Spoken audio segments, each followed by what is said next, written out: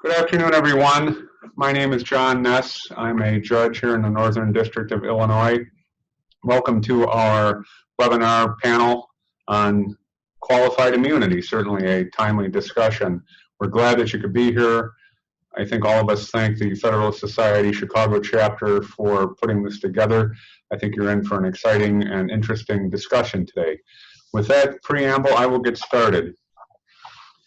In its 2017 decision in White versus Pauley, the Supreme Court confronted a case in which a police officer was sued under the Civil Rights Act of 1871 after having shot and killed a New Mexico resident. The officer and defendant fired the fatal shot without any warning at all after the resident pointed a handgun in the officer's direction from the front window of the resident's own home. Notably, the resident who was shot had not been accused of any crime, and the evidence suggested that the resident might not have known that the police were the people who were on his property. In a unanimous per curiam decision, however, the Supreme Court vacated the lower court's denial of qualified immunity. In so holding, the court reiterated its long-standing rule that a public official is immune from suit when the official's conduct does not violate clearly established statutory or constitutional rights of which a reasonable person would have known. This rule, of course, is better known as the Doctrine of Qualified Immunity. In White versus Pauley, the court explained that in determining when a right is clearly established, existing precedent must have placed the statutory or constitutional question beyond debate.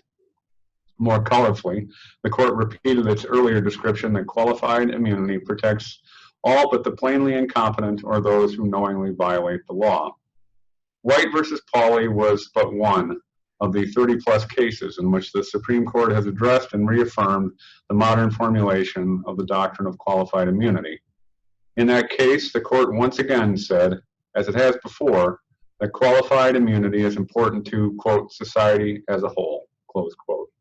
Now let's fast forward to present times. Much has happened in, and maybe it's better to say that much has happened to, our society. Besides the COVID-19 pandemic, our nation has faced its most significant social unrest since perhaps the late 1960s. Of course, the catalyst for this was the death of George Floyd during his arrest at the hands of officers of the Minneapolis Police Department. The resulting social unrest centered in large part on the relationship between police and the African American community has focused attention on the existing debate over the qualified immunity doctrine, namely its legal justifications, effectiveness, indeed its very existence. This debate found its most recent judicial expression in an opinion issued by Judge Carlton Reeves of the District of Mississippi. Although Judge Reeves held that qualified immunity applied in the case before him, he vehemently criticized the doctrine. Judge Reeves wrote that over the decades, quote, judges have invented a legal doctrine to protect law enforcement officers from having to face any consequences for wrongdoing. The doctrine is called qualified immunity. In real life, it operates like absolute immunity, close quote. Judge Reeves's pungent opinion received a great deal of attention in the popular press. This is the landscape that faces us as we gather today for this presentation. Our goal this afternoon is to explore the qualified immunity doctrine, its contours, its pros and cons, and what the future might bring. Is the qualified immunity doctrine, as its supporters suggest, both a necessary shield that allows public officials to do their jobs without fear of unjustified lawsuits, as well as a critical tool to protect the public fisc? Or is qualified immunity, as its critics argue, an unsound Frankenstein of a doctrine that perpetuates official misconduct, stifles the advancement of civil rights, and denies victims of official misconduct due compensation for their injuries? Fortunately, we have three panelists here with us who are eminently equipped to explore this challenging and timely issue. Let me introduce them, please, with the caveat that these very short bios do not do justice to the impressive backgrounds of all three of our panelists. First, Christopher J. Walker is the John W. Bricker Professor of Law at The Ohio State University, Moritz College of Law, and Director of the Moritz, Washington, D.C. Summer Program. In addition to his work in the area of qualified immunity, Professor Walker's research also encompasses administrative law and regulation. His publications have appeared in the California Law Review, Georgetown Law Journal, Michigan Law Review, Stanford Law Review, and the University of Pennsylvania Law Review, among others.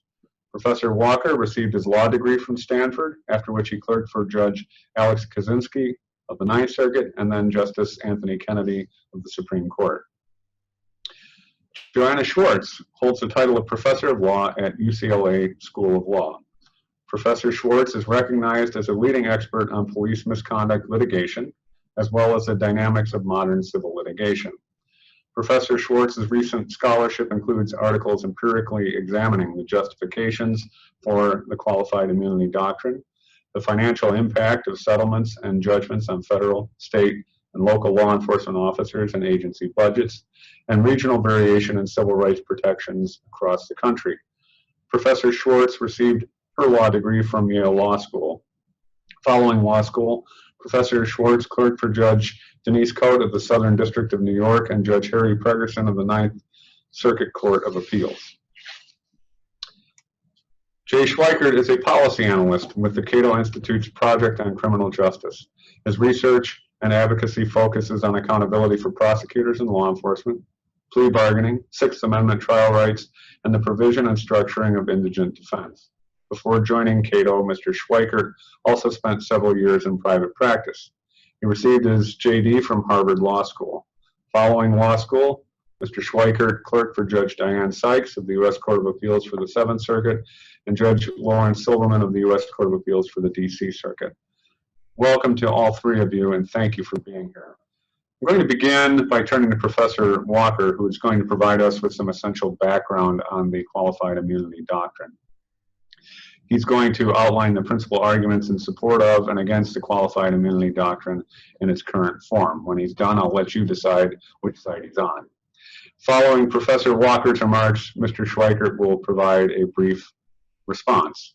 After these comments from both panelists, both of those two panelists, we're going to turn to a less structured discussion with all of our panelists, and I hope that I'll be able to facilitate that by asking some broad questions.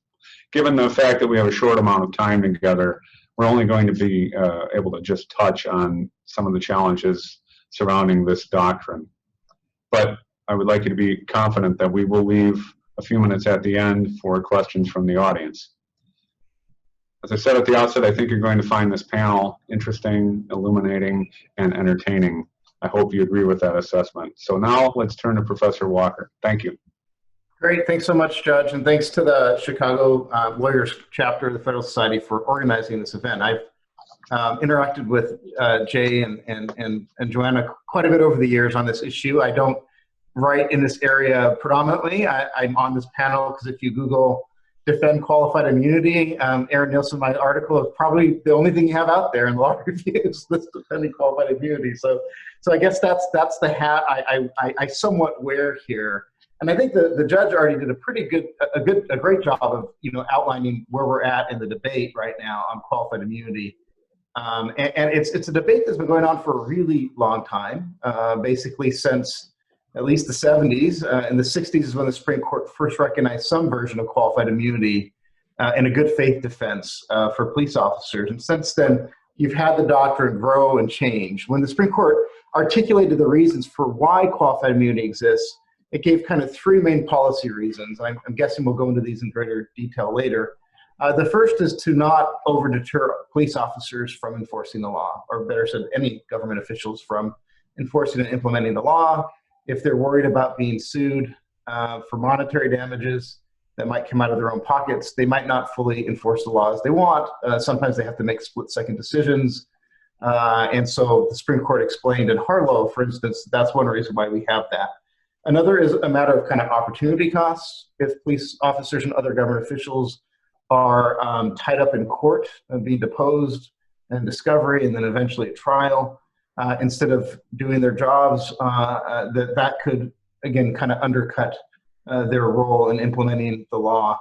And then the third is for the government to be able to hire and retain the best officials that they can have. The worry there is that if officers are worried about having to pay monetary damages for good faith mistakes of the law, at least back in the day, that it was a good faith defense.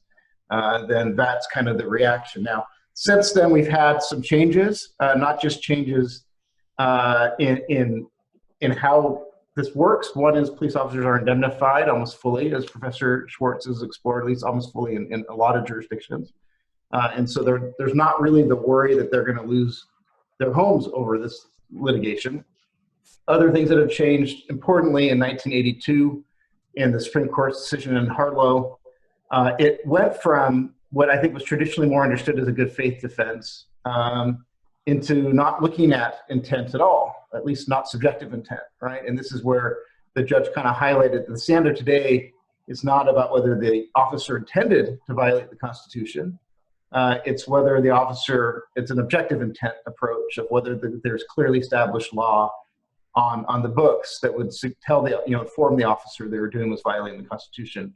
The Supreme Court has kind of repeatedly over the last few decades really hammered home the idea that you have to have cases that are almost entirely on point in order to establish a clearly established right. A lot of kind of the worst cases I'm sure Jay will bring up are ones where the doctrine's probably improperly applied. And so you do have those kind of issues going on. When Aaron Nielsen and I entered the debate, we'd done some empirical work just looking at how appellate courts apply discretion in the qualified immunity context. But the Notre Dame Law Review asked us to write a response to kind of, I used the two at the time, most important criticisms of qualified immunity. On the one hand, you had Professor Schwartz's empirical work that undercut, or at least cast a lot of doubt on the policy rationales that I mentioned at the outset. And then you also had Will Bode's work on just as a matter of first principles, whether there was some type of qualified immunity defense that existed when the Civil Rights Act was enacted in 1871. And so we kind of responded to that. And our main response at the time was that stare decisis, that it's not really up to the courts to deal with this, that it's a precedent in the United States Supreme Court that's been on the books for decades, and that it's up to Congress in order to kind of, if we want to reform it, that's where the debate should go. The debate is now at Congress, and it's an interesting debate, and we'll probably go into that a little bit later. It was also at the Supreme Court this last term. The court collected about 10 or 12 petitions and kind of held them all year. And I think a lot of us thought you don't hold that many petitions unless you're really interested in taking the case. Ultimately, they didn't take the case, and maybe we'll speculate a little bit why they didn't take the case. I have some ideas, but we'll perhaps talk about that later. And then, of course, as the judge mentioned, you had the killing of George Floyd that really, really pushed this to the forefront as one of the pillars of a half dozen really visible reforms to our criminal justice system and policing system being there. So you have some legislation pending. Some of it's bipartisan, or at least includes Justin Amash is one of them. I think Republicans in the Senate also are toying with different language to narrow qualified immunity. And so that's kind of where we're at. The last thing I would just mention is on top of Congress and the court considering this, you also have state legislatures that reconsidering qualified immunity, I think in really important ways. And maybe we'll go into this a little bit more as we go, but Colorado, for instance, has just passed legislation that dramatically strips qualified immunity and some other provisions as well with respect to indemnification that could really change how police officers operate in Colorado. They're not the first. There are a number of other states, California, that have also stripped it in certain contexts. But I do think you're seeing some states respond to this as well. It's an important debate. It's both as a matter of laws, I'm sure Jay will tell us in just a minute, but also as a matter of policy of trying to strike the right balance. And so this is going to be a really fun panel. I think I'll just stop there and turn it over to Jay. Thanks very much, Chris. Thank you to the Federalist Society. Thank you, Judge Kness, and thank you to my fellow panelists. As Chris mentioned, we've discussed this issue several times, and it's always a pleasure to be sharing a stage, or in this case, a virtual screen with them again.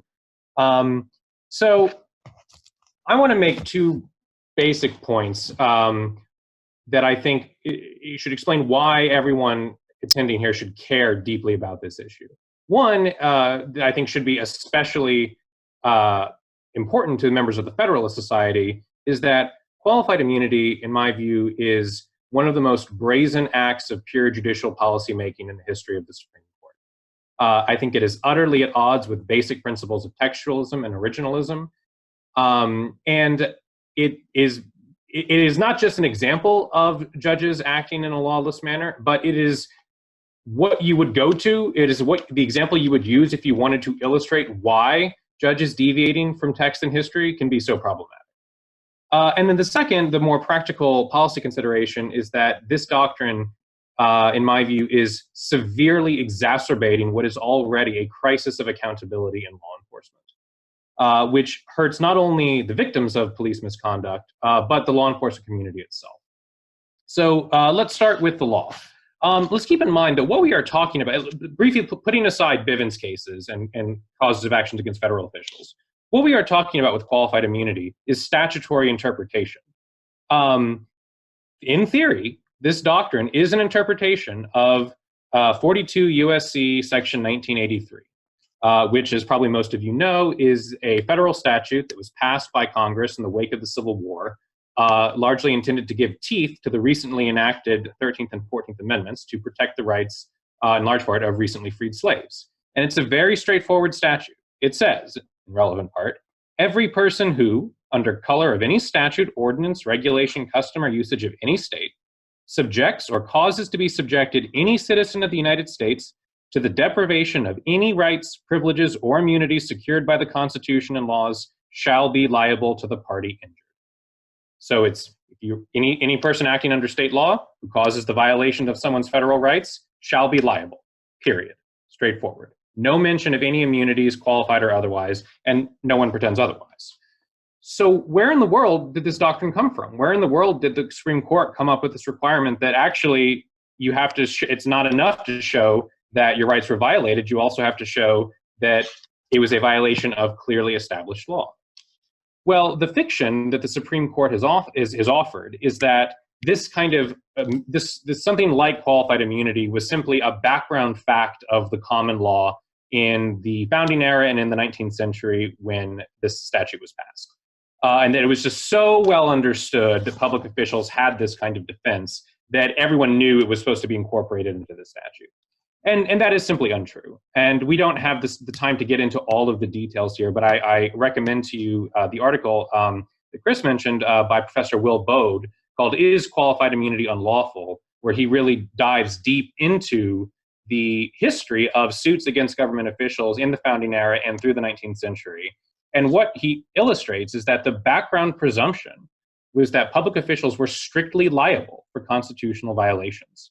It certainly is true, as I'm sure Crystal mentioned, that there were some kinds, good faith was relevant in certain kinds of torts. So if you were bringing, for instance, a false arrest claim against a federal law enforcement official, they could introduce the defense of good faith and probable cause. And if they could show that, then they weren't liable. But good faith in that sense was an element of these particular torts. It was not the sort of across-the-board defense for all public officials that qualified immunity is today. I won't go into a lot more detail on that, and I'm sure we can get into it later. But I think to illustrate why I think this point is actually somewhat obvious is that no one is actually willing to take the other side. As Chris mentioned, his article, which is a very thoughtful, measured piece that I also commend to you, with Professor Aaron Nielsen, is appropriately titled A Qualified Defense of Qualified Immunity. And as Chris noted in his statement, their main argument is not that, in fact, this doctrine is correct as a matter of law, but that, well, it's a precedent of the court, so it's entitled to stare decisis. I suggest to you that you are not going to find anyone in academia or in the judiciary or people who understand principles of legal interpretation who will tell you with a straight face that, yes, the clearly established law standard is the best interpretation of Section 1983. And the judicial, I think, just to wrap this up, what really illustrates this is how much criticism there has been from members of the federal judiciary. Judge Kness mentioned the powerful opinion by Judge Carlton Reeves, but he is far from the only one. over a dozen now, of sitting members of the federal judiciary have expressly criticized the doctrine of qualified immunity, usually in written opinions, although sometimes in other published writings. And these, I won't name them all, but these judges include appointees of every single president since Carter. And they include the late Justice Scalia, Justice Thomas, 2 Trump appointees from the Fifth Circuit, Judges Don Willett and Judges James Ho, and a George W. Bush appointee, James Browning, in the District of New Mexico. So, so-called conservative judges are, leading, and in some ways leading the rallying cry here for this doctrine's lack of legal justification. Putting the law aside, then turning to the question of why this is so problematic, is that this doctrine is no mere legal error, but it is having a pernicious effect on accountability for law enforcement in this country. Of course, qualified immunity doesn't just apply to law enforcement. It applies to public officials of all sorts. But I think the reason why this is coming to a head now is because of how much the perceived, and I think accurately perceived, lack of accountability for members of law enforcement has exacerbated the aftermath of George Floyd's death. And I think that shows that when police are not held accountable, even when they violate people's rights, that doesn't simply hurt the people who are left without a remedy. I mean, of course, it hurts them as well. But it also hurts members of law enforcement because it deprives police officers of the public trust and confidence that they need to do their jobs safely and effectively. Because when ordinary members of the public see that police are held to a different standard and a far lower standard of accountability than ordinary members of the public, and that they can be excused on what, in my view, is a lawless technicality, that redounds to the detriment of all members of law enforcement. They all suffer that reputational loss. So even if it's only a small portion, a small fraction of police officers who are responsible for, instances of egregious misconduct, all officers feel the sting when the public loses trust for them. And this is why in the ongoing congressional debate about this issue, several law enforcement organizations have actually joined the cry to either modify or eliminate qualified immunity. That includes the Law Enforcement Action Partnership, which is a group that has actually joined several of Cato's amicus briefs on this issue, as well as the National Organization for Black Law Enforcement Executives. And they have made exactly this point, that we have to restore accountability, not just because it's the right thing to do, but because our jobs are more difficult without it. So I think that's why this matters so much now. I'm sure we'll talk more about who should be fixing this. And I agree with Chris that the debate now is in Congress. A lot of what Cato has been doing for the past couple of years, and what my focus has been preparing these cases and sort of providing strategic litigation, largely through amicus briefs, to tee up a lot of these cases before the Supreme Court, hoping that they would reconsider this doctrine. Frankly, I think it was an abdication of the Supreme Court's responsibility to decline to take up this issue. I think that under the sorts of principles of stare decisis, this is exactly the sort of doctrine that should be reconsidered, and I think it's unfortunate that the Supreme Court ducked that. But we are where we are now, and it is before Congress. And I think it may be a bit of a long fight, but I am optimistic. I'm optimistic that as time goes by, more and more members of the federal government, as well as members of state legislatures, as Chris noted, are becoming aware of just how pernicious this doctrine is. And so I'm optimistic that whether through the Supreme Court or through Congress or through state legislatures or combinations of all of them, we will finally see an end, or at least a substantial revision of qualified immunity. Thank you. Thank you, Professor Walker. Thank you, Mr. Schweikert. That's very illuminating and very fascinating. So I'm going to take the liberty of directing the first question to Professor Schwartz, who thus far has been silent of necessity, but Professor Schwartz— Not long, though. I do not claim to be an expert on the work that you've done, but I have reviewed some of your articles and have been very impressed by the data-driven, powerful work that you've done in this area.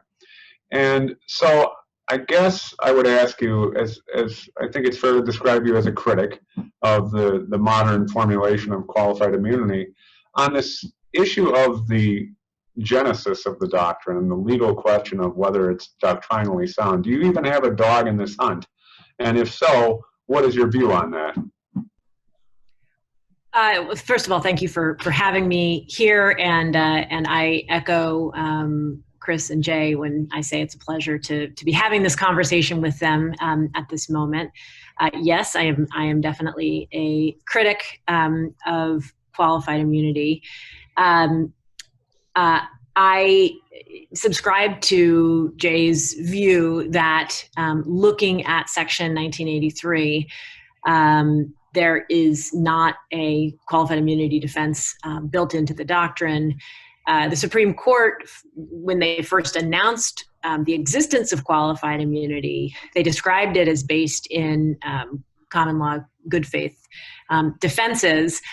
This is not an area that I have extensively researched, but I'm convinced by Will Bode's research in this area that suggests that there was not that legal justification for the doctrine.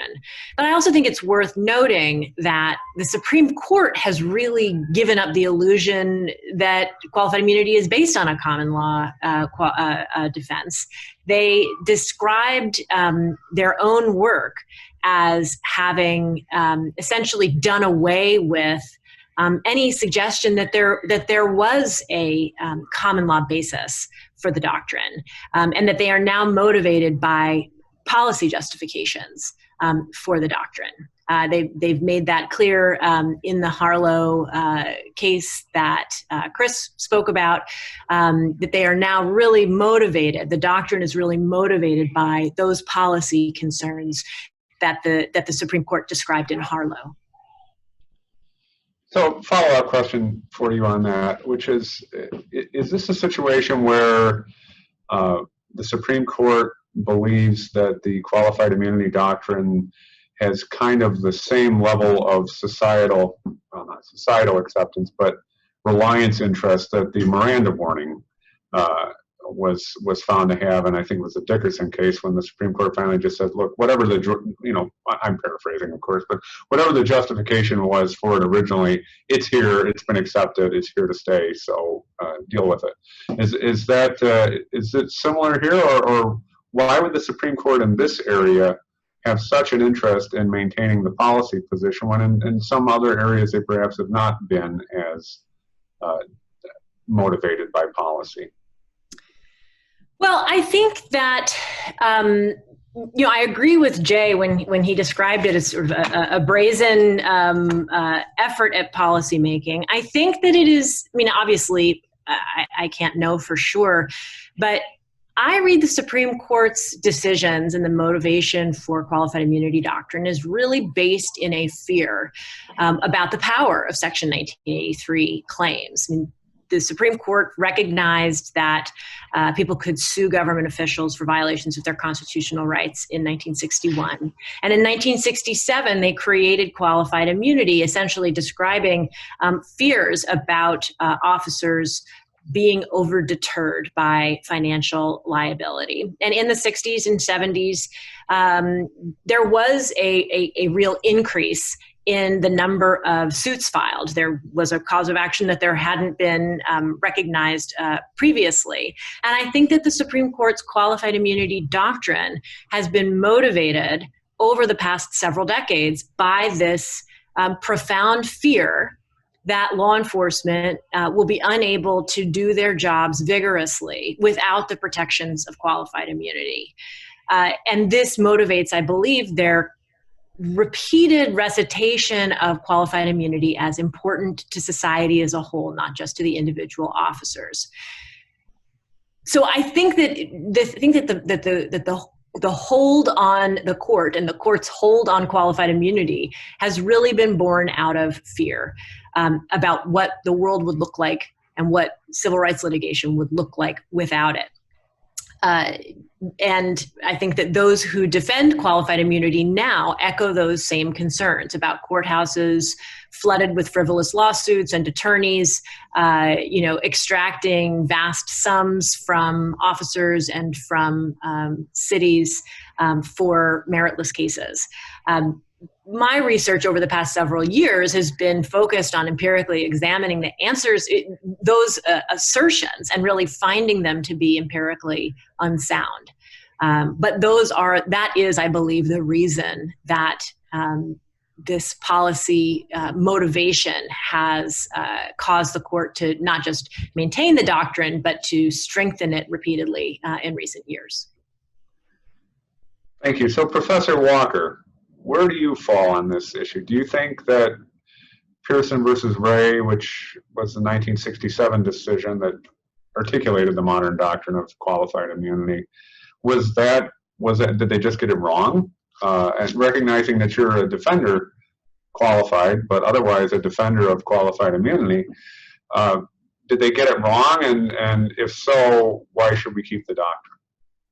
Yeah, so Joanna kind of hinted, or actually didn't hint quite, said, the doctrine, emerged in response to Monroe v. Pape, right, which is a 1961 decision that dramatically expanded the reach of Section 1983, at least on the ground. Whether it was correctly decided or not, it's something that Justice Thomas has taken an interest in. But before Monroe v. Pape, the understanding was that you couldn't sue an officer for violating state law. In other words, you could only sue them for following state law, but violating federal law. And that changed dramatically the number of lawsuits that were filed. I mean, we're talking from very, very few at all before 1961 to thousands and thousands and thousands of cases.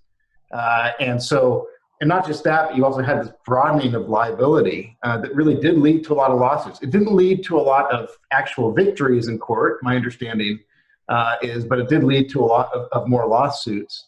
And so one story that you have is, well, maybe the court made up qualified immunity to kind of counteract Monroe v. Pape. Another story that you may have is that maybe they hadn't faced any of these types of lawsuits before, and they had to figure out what types of immunities would an officer have had in the 1800s, late 1800s, for these types of lawsuits. The court doesn't explain in Pearson v. Ray what they were, if they were identifying the common law or not. But I do think it's a much more difficult question than Jay suggests about whether this type of immunity in some form existed. I think that although Will's kind of done the latest rendition on this, Ann Woolhander's done a really deep dive, and she comes out saying, well, the clearly established one, no, that's not it, right? But there were good faith mistake immunities, both by statute and in common law back in the 1800s for executive officers that did exist. And I'm not a historian. I'm not trained in this area. I'm not, I've read a lot of these cases in responding to Will's argument and Aaron and I's prior piece. I think it's really messy. I don't think it's as clear as Jay suggests. But more importantly, it's interpreting a statute. And I do think that's one way that this is different, Judge, than your examples of interpreting a constitution, is that when you are interpreting a statute, the court's going to have even less it's going to be even more weight to keep in place what they've interpreted, because Congress can always change it. So I'm not out here to defend it outright and say that this is right as an original matter. But I'm also not sure that it's as clearly wrong as Jay seemed to suggest at the outset. I think it's a hard question. It at least strikes me as a hard question. So, Mr. Schweikert, is there any room under our umbrella of statutory interpretation, either going back 53 years to 1967, or in the intervening years? Is there any room for there to be any defenses interpreted in Section 1983, or is it just a liability provision and that's it? I think that there is a reasonable argument you could make for the sort of decision that the Supreme Court reached in Pearson, where it was, because it seemed like, I mean, it's not a very thorough opinion, but what the court seemed to be saying is, well, the kind of 1983 suit in Pearson was against police officers who had arrested people under an unconstitutional statute. And the court said, that's sort of like a false arrest claim at common law, And that particular kind of claim at common law had good faith as a defense. So we're going to let these police officers assert a good faith belief in the legality of the statute they were acting under here. I think that that's mistaken. I don't think that's the best view of the text and the history, but I think that that's a reasonable opinion that you could have drawn. And that's something that Justice Thomas actually sort of tentatively suggested is a place the court could land in a 2017 concurrence in the case Ziegler v. Abbasi, where he kind of called upon the court to reconsider this doctrine. But that sort of limited case-by-case good faith defense is worlds away from where we are now. What qualified immunity means today is the clearly established law standard.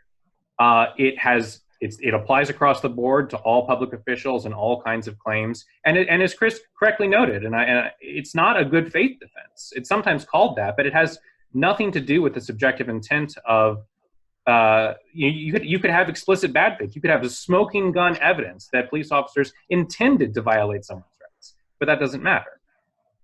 So I don't think that there is any halfway plausible legal defense for the clearly established law standard. I think that there's a reasonable discussion to be had about something much more limited. I still think that is wrong, but I think if that's where the doctrine had remained, frankly, we wouldn't be having this discussion today because it wouldn't be the embarrassing problem that it is. So you mentioned the Justice Thomas concurrence in Ziegler versus Abbasi. Let's assume that he gets enough support to take the right case and to sort of set back the clock. And here we're speculating about the future a little bit, but that's why we're here. Does that, in your estimation, does that happen in one case, or is it going to be, would it be an incremental series of tweaks to the existing qualified immunity doctrine? I think that what should happen, and I think what would be appropriate, is for the Supreme Court to recognize that this doctrine has no legal basis and eliminate it and fix their mistake. Realistically, I understand that that's not how the Supreme Court works. They move much more slowly, especially when they're reversing or revising their own precedent. So, and I, again, even as Justice Thomas laid out, even he didn't seem to be wanting to go to an entire abolition. He wanted to return to something more like the Pearson standard. So I think it could happen over, a longer period of time. I was optimistic. I really thought that at the end of this last term, the court was going to take up one or more of these cases and start that process. Now if it does go through the Supreme Court now, it's going to be a longer road.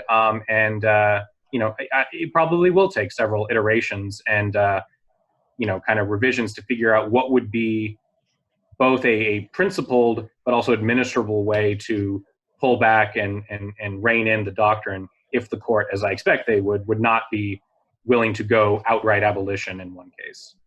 Judge, can I ask Jay a question real quick? I'm curious. It seems like most of the cases that Cato and others are taking to the Supreme Court just asked for it to be abolished. Maybe you're not allowed to say, is there strategy behind that?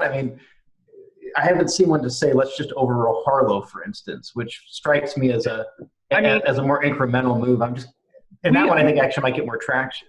Yeah, there's no secrecy here. We have been, sort of organizing a coalition of the cross-ideological coalition of public policy groups that are all opposed to qualified immunity, and we have filed some version of this cross-ideological brief in several cases. The ones that we have focused on the most are those that call for the doctrine to be reconsidered.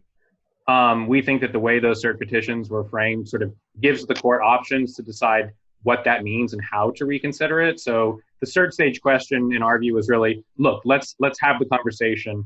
Let's reconsider it and figure out where to go from there. I don't think any of them were suggesting the only thing you should do is outright abolition. But also some of the other cases that we filed in were more limited. Some of them have called for overturning Pearson v. Callahan, which is the case that said that courts have the discretion to rule on the clearly established question without even deciding the merits question. In other words, we would prefer it to be, if we're going to have qualified immunity, we would prefer it to be the case that at the very least, you always get an answer to the merits question so that you don't run into the catch-22 of you can't find clearly established law because courts have been dismissing cases on qualified immunity because the law is not clearly established. So there have been more, basically we wanted to give the Supreme Court options. We didn't know how they were going to look at it, and we wanted to present things in different ways. But certainly our first most preferred solution is simply eliminate the doctrine. So we've talked a little bit about the sort of the law and the doctrine itself and some of the arguments out there in support of a view that it's infirm. But Professor Schwartz talked a little bit about the assumptions that underlie, some of the assumptions that underlie the qualified immunity doctrine, such as protecting officials who act in good faith, and I'll add some others, trying to keep police officers in particular from feeling like they have to second guess their actions in the heat of the moment, protecting public funds, saving officers' times and all that, officers' time. But Professor Schwartz, you've done a lot of work on that, a lot of empirical, data-driven work, and it seems like that those assumptions may not be correct. So what are some of the biggest mistakes that you see that go into these assumptions based on what you've seen? So when you read the sort of most common defenses of qualified immunity, they tend to be based in a couple of concerns. One, or a couple of connected concerns, that officers are going to be bankrupted for good faith mistakes that they make, and that it would be the end of policing if we got rid of qualified immunity, because no one would sign up for this job for which they could be bankrupted for making good faith mistakes. So one key thing to know is that officers virtually never contribute anything to settlements and judgments entered against them.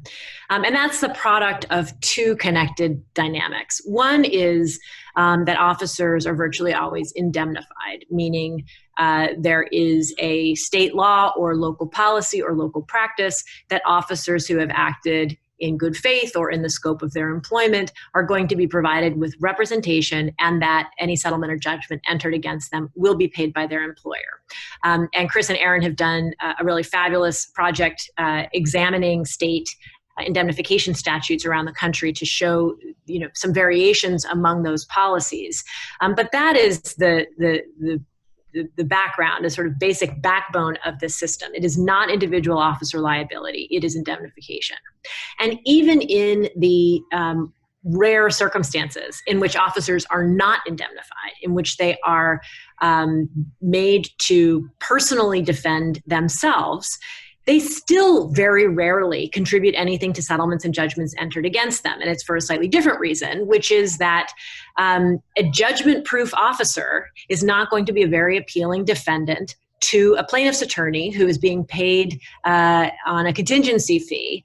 1/3 of nothing is nothing. And so it makes it very less appealing to spend the time and resources to go after an officer who is not being indemnified.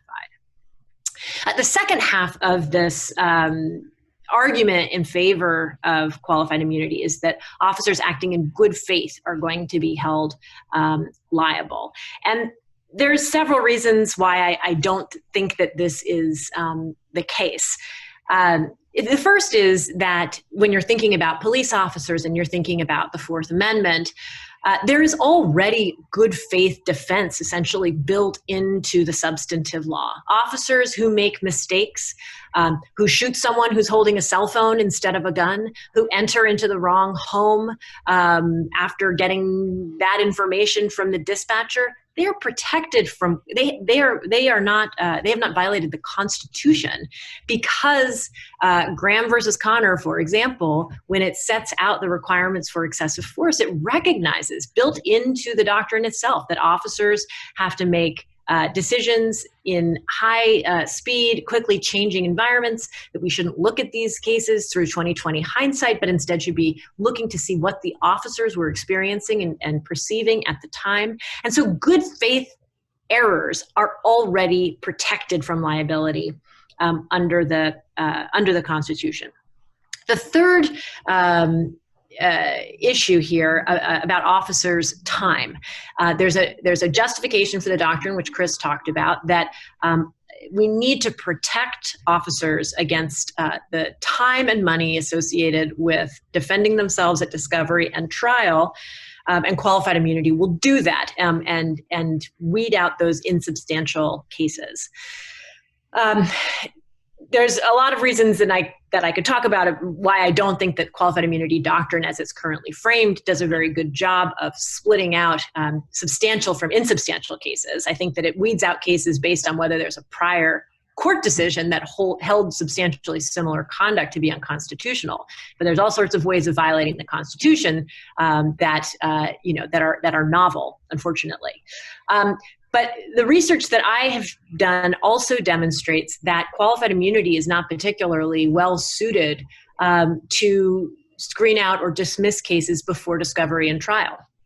Very few cases, when I did my review of almost 1,200 cases in federal district courts across the country, very few were dismissed at the motion to dismiss stage before discovery commenced. And judges repeatedly talk about how qualified immunity isn't well suited to dismiss cases before discovery.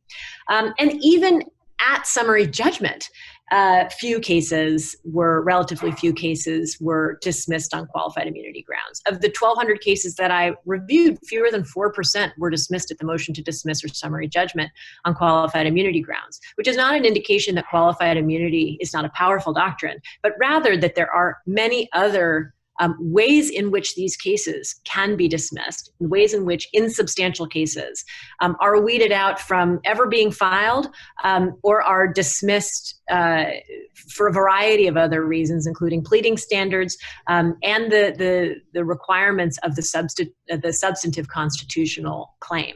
So to my mind, every justification that has been made on policy grounds for qualified immunity doctrine has been made without empirical support, and all the available empirical evidence suggests that they are not real, true concerns. Professor Walker, do you have any thoughts about what Professor Schwartz had to say? We don't have a lot of time left. Professor Schwartz has done some, really path-breaking empirical work on this. I do think we're having a conversation about qualified immunity generally, but we're really having a policy conversation about qualified immunity with police officers. We're having a conversation about qualified immunity about police officers, but I do think pretty fair that most of Professor Schwartz's work has looked at large police departments and some medium-sized ones.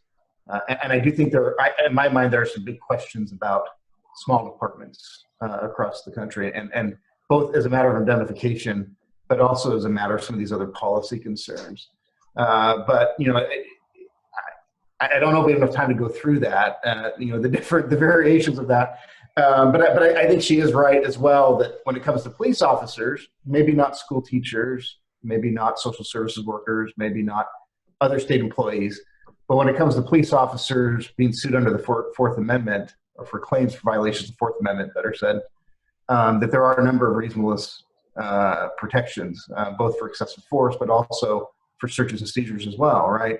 And so I think she's right on that front for sure, that police officers are going to have other protections.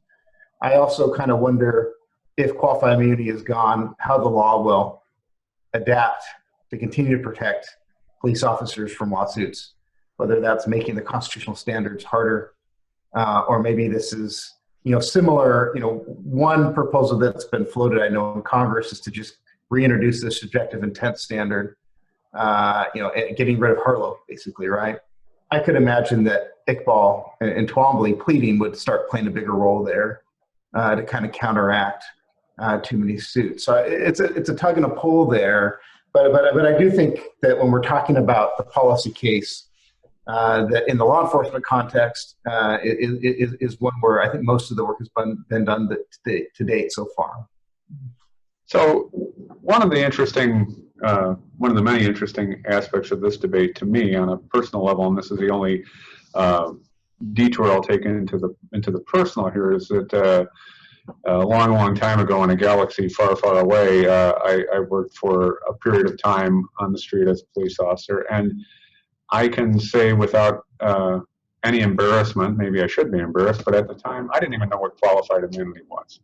But I absolutely knew what the concept of indemnification was, and that was because when officers are out there they make a decent living, but certainly not enough to cover a potential $20 million judgment, being a little bit hyperbolic, but obviously having a defense provided and then having coverage in case a jury comes back and finds that there was a violation of civil rights does provide some comfort, and I should say it just provided some comfort to me having that knowledge. So if qualified immunity went away as a doctrine, I don't know that a lot of police officers would care all that much, and I'm not speaking authoritatively, I'm just ruminating. But I do wonder if as some people suggest, indemnification should be cut back, that might be a different matter. So I'll turn to you, Mr. Schweikert. What is your position on indemnification, and what do you think of the concerns on both sides of that issue? Yes, thank you very much for that. So, I mean, as Joanna mentioned, police officers are nearly always indemnified today. And I make that point often to just remind people that if we got rid of qualified immunity tomorrow, it wouldn't, this wouldn't suddenly be the case that all these officers are suddenly on the hook for huge judgments. But I actually don't know, I don't think that near automatic indemnification is the right policy either, both because it sort of sidesteps the accountability concerns, the deterrent effects that you want a civil rights statute to have. And it also sort of, unfairly transitions the burden to the tax-paying public at large, because ultimately, when the municipal employer is covering judgments, it's the taxpayer that's responsible. I think that's better than leaving the victim on the hook with nothing, but it's not the best either. So what I think is a more sensible policy, and it's something that we at Cato have written about a bit so far, is basically having a more standardized requirement that police officers carry professional insurance, the way that doctors and lawyers and many other professionals do. We already spend a lot of money, municipalities already spend a lot of money covering both the cost of civil rights litigation and judgments for indemnification. I think that money would be better spent to fund individual insurance policies for officers to ensure that they're going to have funds to cover the defense and in a judgment against them. But it also means that you can, rope insurance companies into the task of risk assessment. So for those officers I think small minority of officers who are routinely committing the sort of egregious misconduct that gives rise to these suits, their premiums will go up and they will eventually be priced out of the market. And I also think that approach is sort of has the potential to be kind of an end run around some of the bureaucratic limitations that come with police contracts, because if an officer is uninsurable, they're not going to be able to work.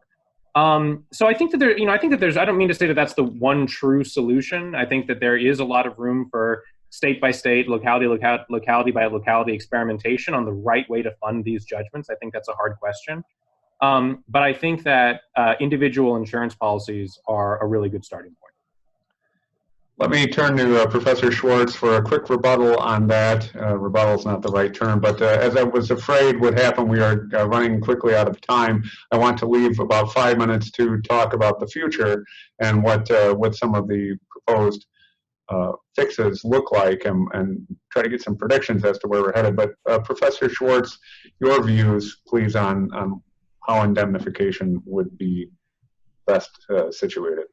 Well, I think that indemnification, in some ways, I view qualified immunity and indemnification as a belt and suspenders approach to the same kinds of concerns. That they are both crafted with the goal of shielding officers from financial liability. And so I think that if the protections of qualified immunity were eliminated, the indemnification would still remain. And I think that there's a lot of political pressures to maintain indemnification. I also agree with Jay that there needs to be some manner of, there needs to be some way in which the deterrent power of Section 1983, the intended power of these civil suits, are better realized than they are right now. And I do think that insurance and the kinds of pressures that Jay described are one vehicle. I also think that there have been conversations about thinking about ways in which indemnification obligations could be tied to more requirements that officers, participate in learning more about the causes for the harms, or that information that the officers, agree to allow cities to analyze the information in those lawsuits to better learn what's happened. I think that cities could do a better job of learning from this information themselves and making disciplinary and supervision decisions based on those suits, which I've found in other research many cities ignore. So I think that there has to be a better way of civil rights lawsuits influencing police and government behavior. But I don't think indemnification is going anywhere. Thank you. Now, I do want to talk to the audience members and let you know that in about 5 minutes, we'll turn to any questions you may have. We have one question pending.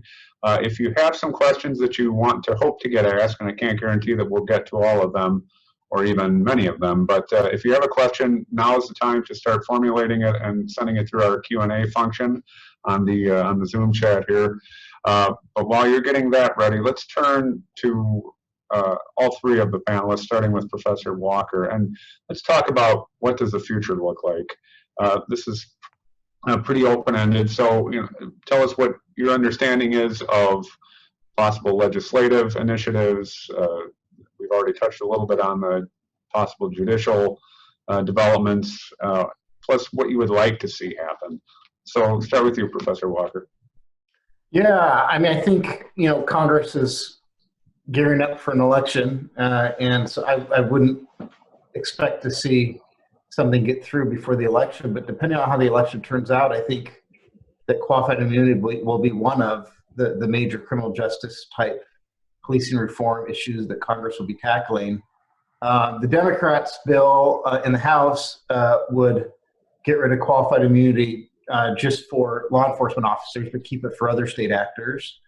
There are a couple other bills that would just get rid of it entirely. There's some that would create certain types of defenses that I think will probably have to be included in any bill to get the type of support you need in the Senate. Defenses as if you were following a circuit court precedent that said that what you're doing was lawful.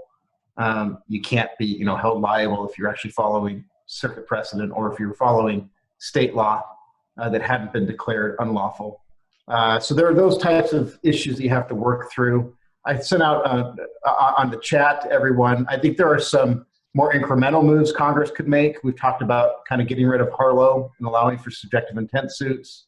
I could imagine there's a Supreme Court case that Justice Stevens wrote about Hope v. Peltzer that really, said that you don't need a case identically on point. Now, the irony of this is it's a Supreme Court precedent. It's there, but, Congress could actually codify it and make it really clear that all that needs to be is at least general notice to officers in order to be held liable. Another thing you could do is base it on the claim instead of the actor. So you could have, not have qualified immunity for claims brought on for violations of the Fourth Amendment. I know some members of Congress have been thinking about just limiting it to deadly force. Or wrongful death claims, another way to think of it, right? So there are a number of different things that Congress could do. I would expect if the election goes the way the polls are saying it's going to go, that you'll have some pretty big reform issues on the table come January and February. And then the big question will be, are we going to have to get 60 votes in the Senate or not? Are we going to have the filibuster, or is it going to disappear if it's still there?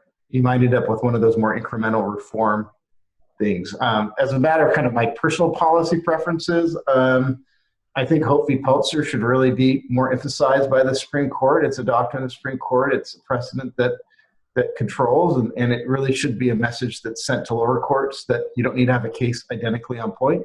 Now, to be sure, that's in tension with what the Supreme Court does on its shadow docket. But I do think that's one point. And from a legislative perspective, Harlow really strikes me as kind of the big error. And so getting the subjective intent standard back is something that seems more consistent to me with what the original immunity looked like, which was a good faith defense. Thank you, Professor. Mr. Schweiker, your thoughts? I think Chris nicely outlined the options that are sort of currently out there, so I won't repeat that. I will note that I think it's a little unfortunate that I think this issue in the last several months, really since George Floyd, has become a little bit more partisan than it was before, because up until, in the public policy space, there really was consensus among pretty much all public policy groups, left, conservative, libertarian, progressive, everything, even law enforcement groups, that this doctrine was problematic and needed to be reconsidered. I think that there is now a little bit of a Democratic-Republican split on it, but I think it's worth noting that lots of Republicans, even though they haven't signed on to as many of the official bills that would eliminate qualified immunity, like the Justice and Policing Act in the House, especially in the Senate, lots of Senate Republicans have clearly expressed that there's a problem here.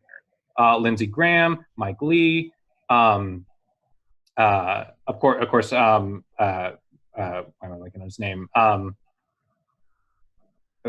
remember in a minute. But like several senators have, Mike Braun of Indiana, introduced a bill that would basically eliminate the clearly established law standard and replace it with those kind of limited defenses of either you were specifically acting in accord with a statute or judicial precedent that was governing at the time. I think that's a pretty limited and principled safe harbor provision. No secret, I think that what I would like to see happen is Congress eliminate qualified immunity entirely and restore Section 1983 to its plain text. Short of that, I think something like Mike Braun's bill that has these sort of narrow safe harbor provisions for sort of the relatively rare but much more sympathetic circumstances where an official is specifically acting in accord with law that was governing at the time, I think that would be, a 90% victory. I think once you start getting short of that, I don't think there's a lot of hope of saving the clearly established law standard. I mean, Congress could pass a statute that said something about how, Hope v. Peltzer and the law doesn't have to be, you don't need a case on point.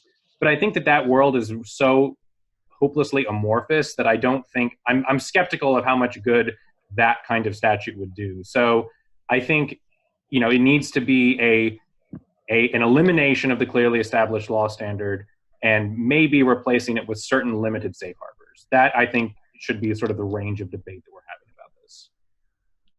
Thank you. Professor Schwartz. I'll keep this short and sweet. I agree with Jay. I think that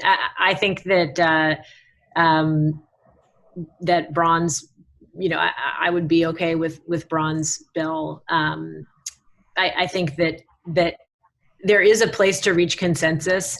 As I had said before, the defenses of qualified immunity are that, there's officers acting in good faith shouldn't be held personally liable for good faith mistakes. And if we can craft something like that, that's not what the doctrine currently looks like at all. But if we can craft something like that, that would be better than nothing. But I do agree there's already so much uncertainty about the doctrine that I would consider it not effective simply to encourage more reliance on Hope versus Peltzer. I mean, I think that that's something the Supreme Court could do, and my guess is that they'd be more likely for the court to do something like that, at least in the near term, as opposed to fully doing away with the doctrine. But I think that courts could benefit from brighter line rules about qualified immunity, whether it's elimination or something very, returning it to a true affirmative defense, which it is, which I think is sort of encapsulated in Braun's bill, making a defendant show what law it was that they were relying on in good faith in order to get the benefits of the defense. Thank you. I'm going to call an audible here. We have 3 questions, and I think we can get to all of them. But one thing that occurred to me as I was preparing for this panel was being a district judge. This is where the sausage is made, as opposed to so much of the law.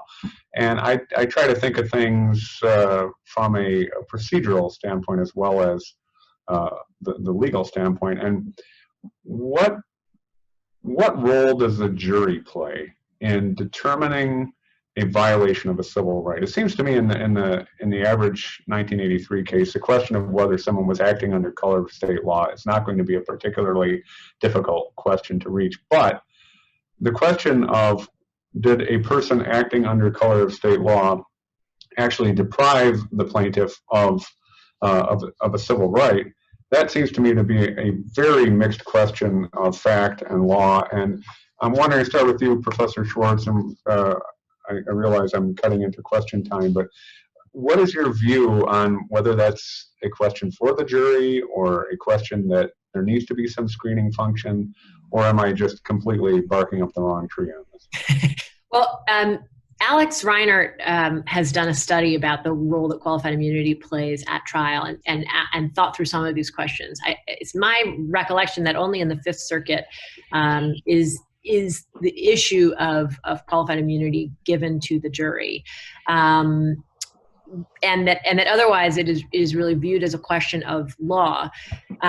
Whether given the facts, there is a clearly established violation, and what those facts are depends, can depend. Obviously, at summary judgment, I view the qualified immunity question as viewing the evidence in the light most favorable to the non-moving party, presumably the plaintiff. Did the defendant violate clearly established law?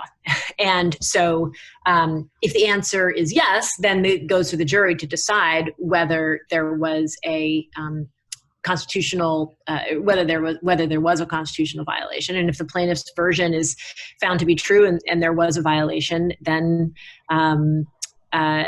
there's a verdict for the plaintiff. Of course, the court has the power to come in after and conclude that those facts do not violate a clearly established right. But I view the decision of the jury to really be one about the facts and not about qualified immunity. Thank you, Professor. All right, we'll turn to questions here. I'll direct this one to Mr. Schweikert. Under current law, we have both qualified immunity, and it's essentially impossible for a prevailing defendant to recover attorney's fees. What are the implications to how the fee-shifting statutes work in federal civil rights cases if the originalist and textualist and historical arguments against qualified immunity are applied to, for example, the fee-shifting statute in Section 1988 and others? So I'll just say I am not necessarily an expert on the sort of practice of, obtaining attorney's fees in civil rights litigation. So that may be something that Joanna can touch on better than I can. I guess I'm a little bit confused by the premise of the question. I think that I don't really see there being any, if we get rid of qualified immunity and it's easier for, civil rights plaintiffs to prevail in Section 1983 cases, it will therefore also be easier for them to obtain attorney's fees, which are obviously, a huge part of what makes that kind of civil rights litigation possible in the first place. So I don't really see why. I think the implications would be, those principles work in tandem, that like we have, if we get the text of Section 1983 right and eliminate qualified immunity, then prevailing plaintiffs will be able to obtain attorney's fees, whether or not they're bringing a case that has facts similar to cases already decided. So I guess I don't see any tension between those points. Professor Walker, I think you might have something to say about this. Oh, so I think both this question and the last question, I'll just put them both out there. so that people could see them about, what to do with Monroe. These are, I think, really fascinating questions. So if we're really, and they're very typical Federalist Society debate questions, right? If the invitation that Jay's extended is, let's get Civil Rights Act interpreted properly, you have these two issues. One, I think, is stronger than the other as a matter, of what to do with Monroe v. Pate. And I think, Justice Scalia expressed his concerns that it was wrongly decided, and Justice Thomas, this last term, kind of in a couple footnotes, suggested that he may be going this way as well, although we'll see. He doesn't have 5 votes for it, though, so there are not 5 votes to get rid of Monroe v. Pate, but there's probably one, in my guess, that would vote both to get rid of qualified immunity and get rid of Monroe v. Pate. But the other one is kind of fascinating, too, that when Section 1988 was added to the Civil Rights Act, it said that the prevailing party shall recover attorney's fees. And my students always trip over this in constitutional litigation, right? Because prevailing party, shouldn't the defendant also recover attorney's fees? And the Supreme Court said, no. Only if the case is completely meritless, like frivolous. And even then, maybe a judge shouldn't do this, right? It's in their discretion. And there's been a lot of debate about whether that's right or not. I think it's right. If you look at the history and structure of fee-shifting statutes more generally, they are kind of reestablishing the equitable role of a court. And no one thought that Congress was passing Section 1988 to give plaintiffs a chance to have to pay attorney's fees when they lose. They really thought they were trying to encourage more civil rights litigation. And so it's kind of contrary to that, if you buy into history and structure and not just text. But I think that is kind of one of those interesting issues that you have about an originalist project. I don't know, John, have you spent time on the fee shifting or? A little bit. And actually, I think that there's a question related to this that I've actually been curious to know your thoughts about, Chris. So I don't know if you have any further thoughts about this aspect of it. It strikes me that, to the extent that there is this threat that's raised, that if we're going to reconsider qualified immunity, let's reconsider Monroe. It strikes me that with Section 1988, Congress really affirmed or reaffirmed its interest in giving people the right to sue government officials for constitutional violations. And that was the motivating purpose behind Section 1988. And, as you said, the reason that it was passed was not for fee shifting generally, but to create a market for attorneys to bring these cases on behalf of plaintiffs and to really make that a financially viable enterprise because of the value of being able to sue government officials for constitutional violations.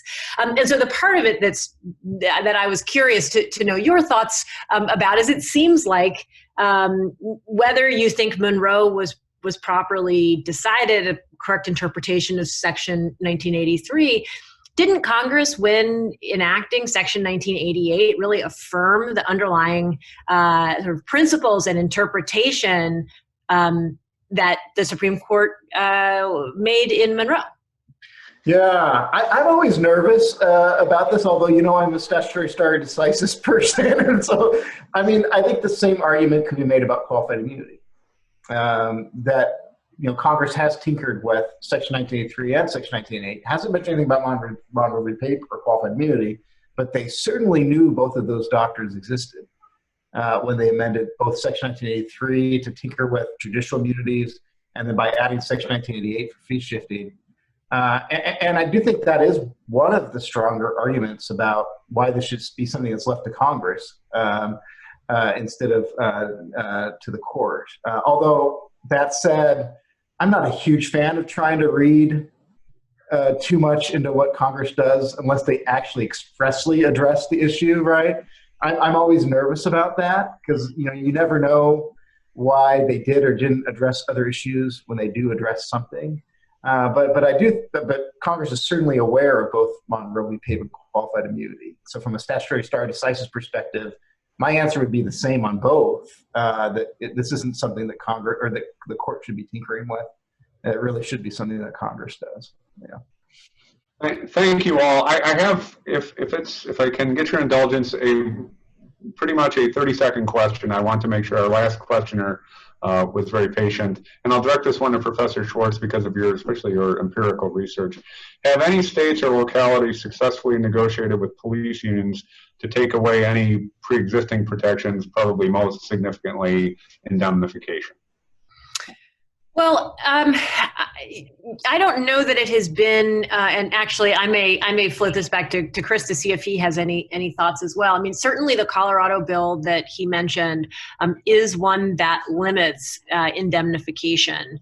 And that's a state statute. That has not been the product of police union negotiation, but rather a state statute. And I've certainly seen instances in which cities have declined to indemnify or limited indemnification or required a contribution in a case, but I haven't seen that negotiated through a union agreement, but rather in a case-by-case kind of arrangement. Yeah, I'm trying to remember the details on the Colorado. I think it actually kind of did the opposite, and maybe Jay can. They used to have to pay the first 100,000, and now they only have to pay 25,000. Is that right, Jay? Or so when it got rid of qualified immunity in response, what the Colorado bill does is that it eliminates qualified immunity. Well, back up. To be clear, what we're talking about here is not eliminating federal qualified immunity. It's creating a state cause of action that lets you sue. It's sort of a Section 1983 analog under state law that doesn't have any qualified immunity in terms of liability. It guarantees indemnification for any officer sued under that statute. But then it also, unless the officer didn't have a good faith belief in the legality of their actions, and the employer gets to determine whether that was the case. In which case, the officer can be required to contribute up to the lesser or the greater of either $25,000 or 5% of the judgment. So it's both a guarantee of indemnification as a general matter with some limitation, but then also caps how much the officer can actually be required to contribute, even if they're not fully indemnified. So there's no way they can be denied indemnification entirely. Thank you. So I'm dating myself here, but I get to finally use my Jack Bauer line. We're out of time. And I think that I could go on for a long time with this discussion. I find it absolutely fascinating, but I want to be mindful of the audience's time and most importantly to our panelists' time. You are all busy and very, very much in demand, but I cannot thank you enough, Professor Walker, Mr. Schweiker, Professor Schwartz, for your enlightening and really fascinating comments here. I thank the Chicago chapter of the Federalist Society for putting this together. It was an honor for me to be a part of it. Thank you all, and I wish you a pleasant and safe and healthy remainder of the summer and fall. So thank you for your time, and take care, everyone. Thank you. Thank you.